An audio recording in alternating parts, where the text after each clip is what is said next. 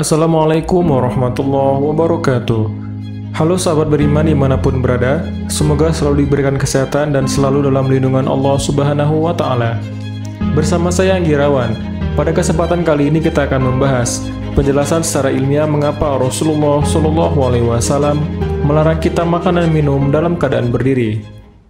Sebelum video ini dimulai, jika channel ini dirasa bermanfaat, silakan like, komen, dan subscribe agar channel ini dapat berkembang serta memberikan manfaat bagi kita semua. Serta simak video ini sampai habis agar tidak salah paham. Sejak kecil, kita diajarkan untuk duduk saat makan dan minum. Namun, dalam penerapannya kadangkala sulit untuk dilakukan, sehingga kebiasaan ini terbawa hingga dewasa.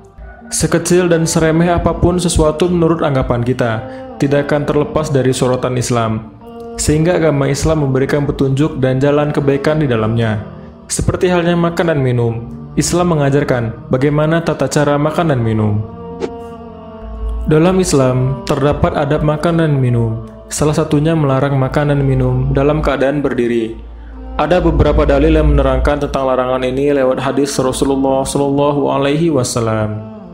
Dari Anas bin Malik radhiyallahu anhu, ia berkata, Nabi SAW sungguh melarang dari minum sambil berdiri. Hadis riwayat Muslim. Kemudian dari Anas radhiyallahu anhu pula ia berkata, dari Nabi SAW, di mana beliau melarang seseorang minum sambil berdiri. Qatadah berkata bahwa mereka kala itu bertanya pada Anas, bagaimana dengan makan sambil berdiri? Anas pun menjawab, itu lebih parah dan lebih jelek. Hadis riwayat Muslim. Para ulama menegaskan bahwa minum sambil duduk lebih utama daripada minum sambil berdiri. Bahkan Rasulullah SAW memerintahkan untuk memuntahkan kembali airnya. Ini berdasarkan hadis Nabi SAW. Janganlah di antara kalian minum sambil berdiri.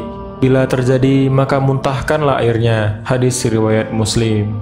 Menurut Ibnul Qayyim, ada beberapa afat atau akibat buruk bila minum sambil berdiri.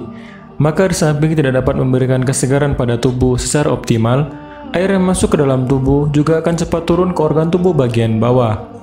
Hal ini dikarenakan air yang dikonsumsi tidak tertampung di dalam maida atau lambung, yang nantinya akan dipompa oleh jantung untuk disalurkan ke seluruh organ-organ tubuh. Dengan demikian, air tidak akan menyebar ke organ-organ tubuh yang lain.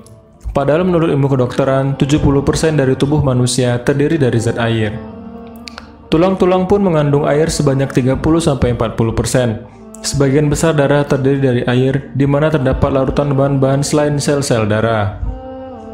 Akibatnya, bila mana pembuangan air dari dalam tubuh lebih besar daripada pemasukannya, terjadilah dehidrasi, yaitu kekurangan zat air dalam tubuh. Begitu juga kadar air dalam jaringan tubuh diatur dengan tepat. Jika terdapat selisih 10% saja, maka gejala-gejala serius akan timbul. Kalau selisih ini mencapai 20%, maka orangnya akan mati.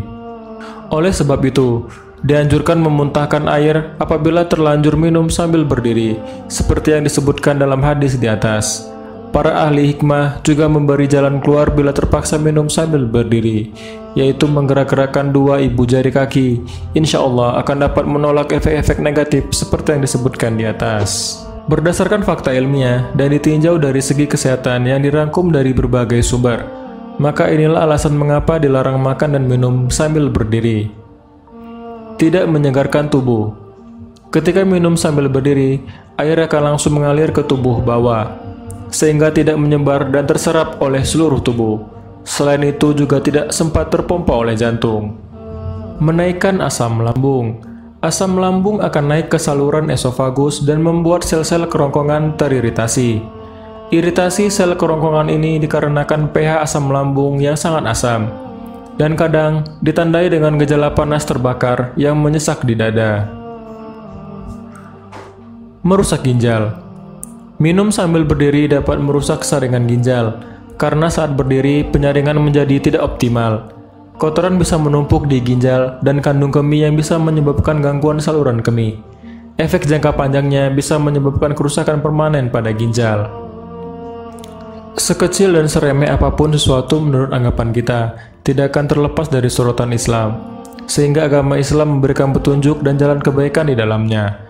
Seperti halnya makan dan minum, Islam mengajarkan bagaimana tata cara makan dan minum yang baik bagi tubuh kita.